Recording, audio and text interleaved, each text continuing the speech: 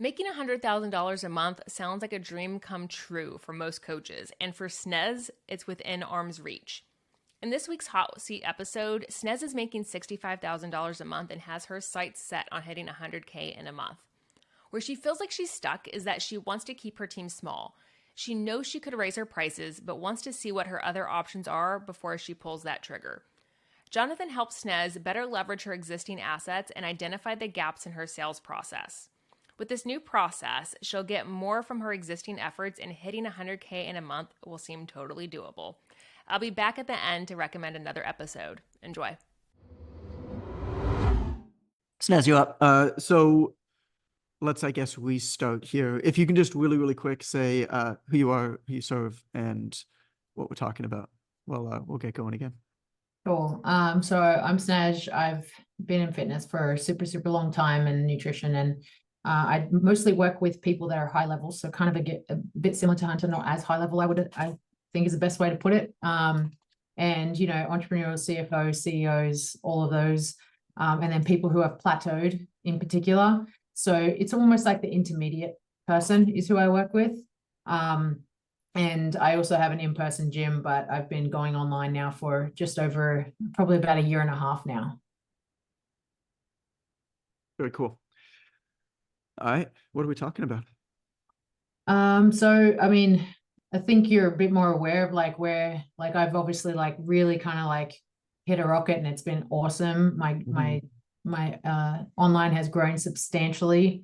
And I've been really, really fortunate with who I've been working with. And, you know, I've definitely found that the growth has been great. I have just a very small team. You know, I have 2 people that work with me. They're part of my fulfillment.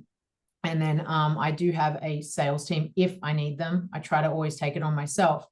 My goal is to try and get to 100,000 in the month. And that's a huge one for me. And I want to hit that. I'm not like crazy far off, but I want to know what it's going to take to get there. My problem is I think that I don't want my team I don't want to have to expand my team. I want to keep my team small.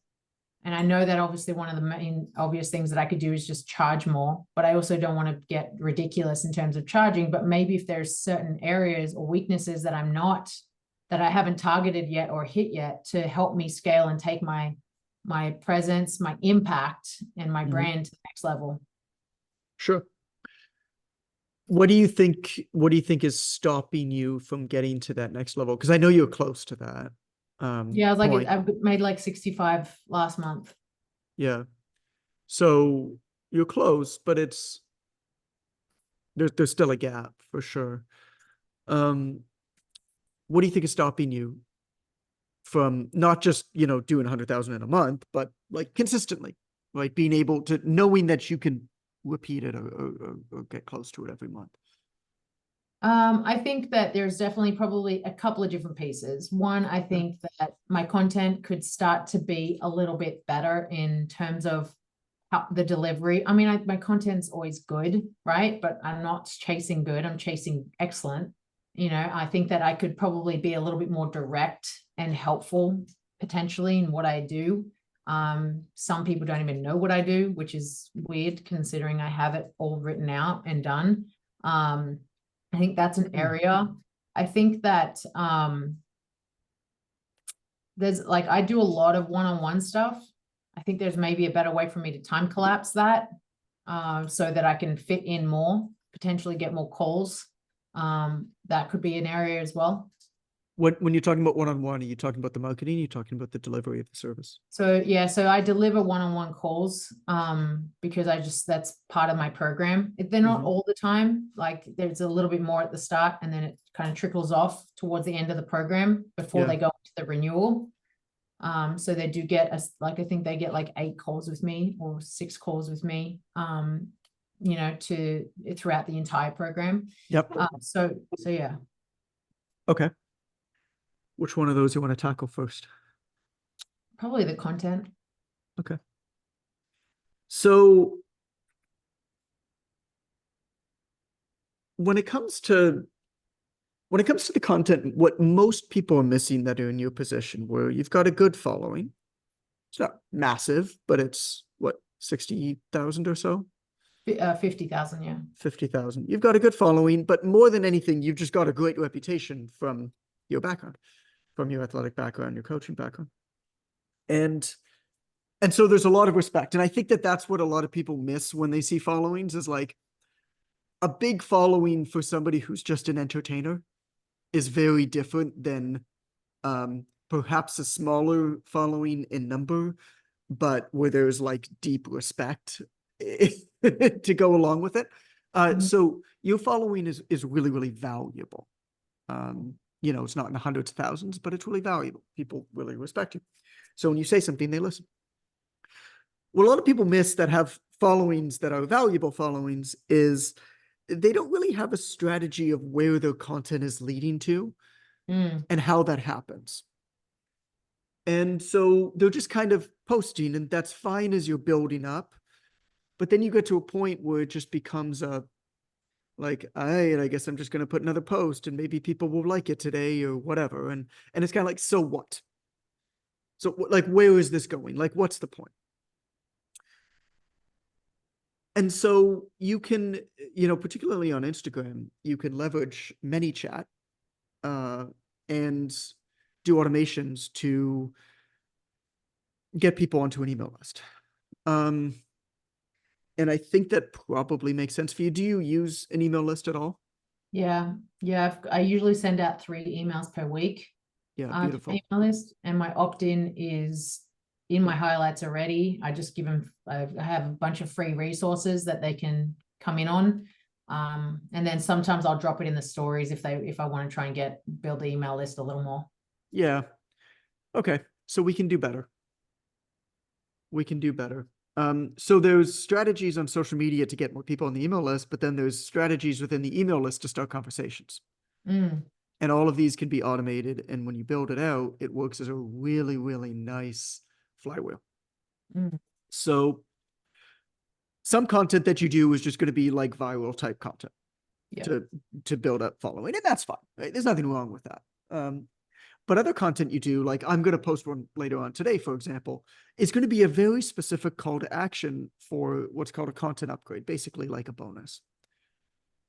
And the way that it works, I mean, you can do it a couple of different ways, but the way that it works, the best way, I think, is use this outside service called ManyChat, and it's approved by Instagram. It's not going to get you blocked or anything. But you basically create a piece of content and then you tease some sort of addition, like, hey, you can get this bonus, you can get this, whatever. And you don't actually need to create anything new. It sounds like you already have a couple of these giveaways and freebies, but like, you could just you could just talk about a podcast episode that you've already recorded, for example.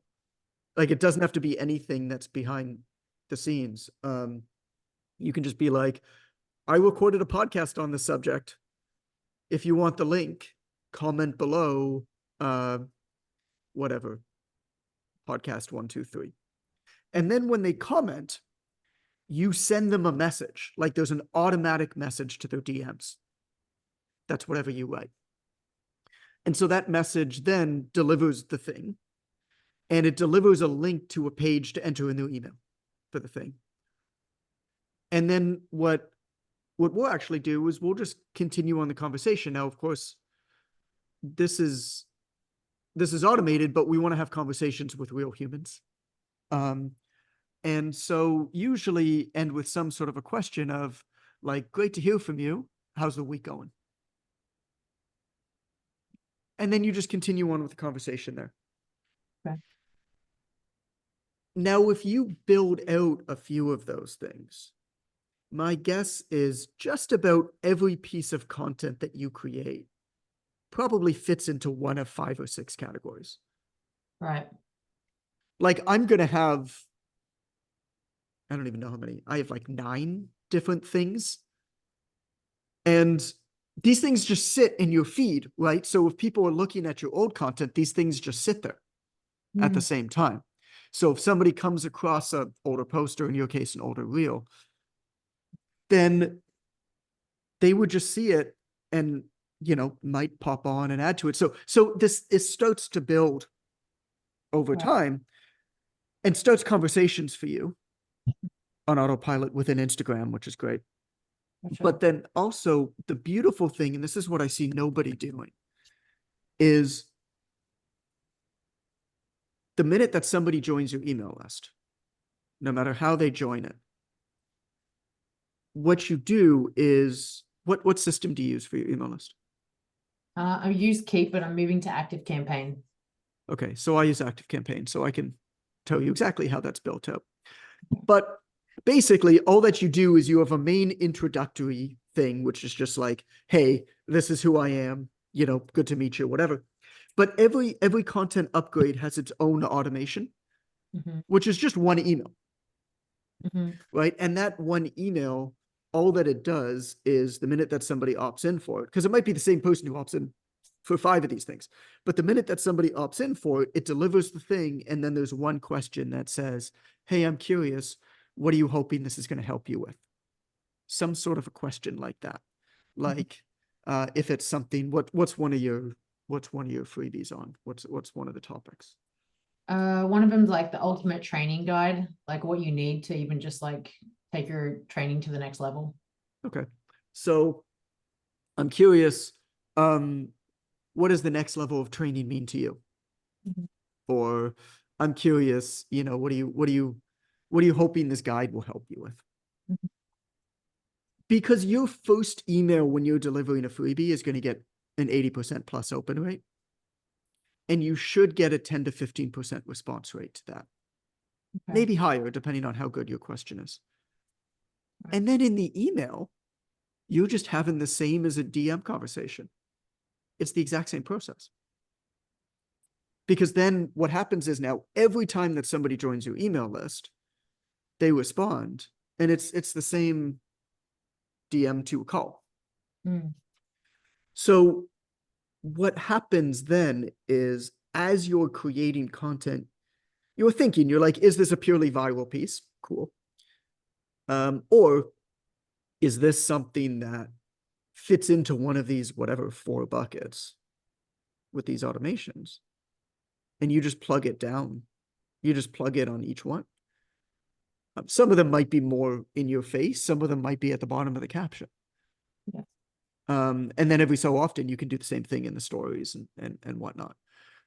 I guess like how would this compare, and you can tell me what your idea is of like selling in the DMs and like carrying that conversation in the DMs and potentially getting them either to a sale or to a call. You want to get them in the DMs if you can, for sure. But not everybody's going to be ready right away. Yeah. Okay. And you already have an email list, you're already sending emails. You're going to get it. Like, there was a great example that I remember hearing about. This is Roy Sutherland. He was the VP of Ogilvy in the UK. So like the biggest advertising agency. And he talked about this example where there was a phone company that they worked with that sent a mailing, and they were trying to improve the lift rate, like the response of their mailing. And in the mailing, it said, what was it? It said, I think it was, phone us if you want to, whatever, take advantage of this offer. And they did a split test where they sent one where it was, phone us if you want to take advantage of this offer. They did one where it said, fax us if you want to take advantage of this offer. And they did one where it said, phone us or fax us if you want to take advantage of this offer. And the phone had like a 3% rate. The fax had like a 0.75% rate. And the phone plus fax had a 3.75% lift. Basically, different people like to communicate in different ways. And so there's going to be some people who are going to be very, very open to responding in your DMs. There's going to be some people who just don't feel comfortable doing that or don't want to have a conversation or aren't present there that much. And they're going to be largely lurkers or only lurkers on social media. But they're going to opt in to get your freebie, and then they're going to respond to your email. Yeah. What is your thoughts on selling in the DMs? I think it's great. I mean, I think it, especially with what you're doing, I think for the most part, you want to get people to a phone call. Yeah. I think you're going to have a hard time selling the type of stuff that you sell in the DMs. You might do it sometimes, but you're going to have a hard time doing it at scale. But I mean, DMs are a phenomenal way to build a relationship long-term with people. And then when they're ready, and like following up with them. I mean, we do this with OTM. We do deep follow-ups in the DMs. We send follow-ups. We started sending follow-ups to people who applied for OTM in 2020, Wow. 4 years ago. We started sending a follow-up that was like, hey, you know, just going through my notes, saw that you applied in 2020, wanted to check in, see how you're doing. Mhm. We book so many calls from those. Well, isn't it, I don't know, so there's a quote about that like the scale can also be in the follow-up, right? Like I think the there's follow-up in is the- key. Well, Yeah. and so over time, if you do decide that you want to scale this bigger and bigger and bigger, I mean, you're going to, I mean, you're already seen it, but like definitely once you're at 100,000, like, you know, our process for OTM is very similar to what we're teaching you. And we're much more than 100,000 a month, right? Mhm. And our sales team runs as a professional sales team. They've got books of leads that they follow up with. Mm. And part of that is, you know, they have notes on what these people are working on, and they'll check back with them.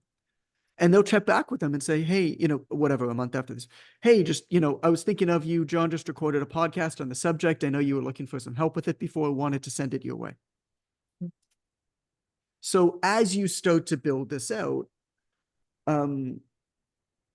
the most important way to scale is actually going to be 100% follow up and looking at it like a professional sales organization where you're following up with these people and having notes on them. That's a lot of what we teach in legacy because it's you know, that's kind of the scale component of it, but it makes a big difference. I mean, there's so much that falls through the cracks. You know, is somebody who's not ready right now. Most people aren't.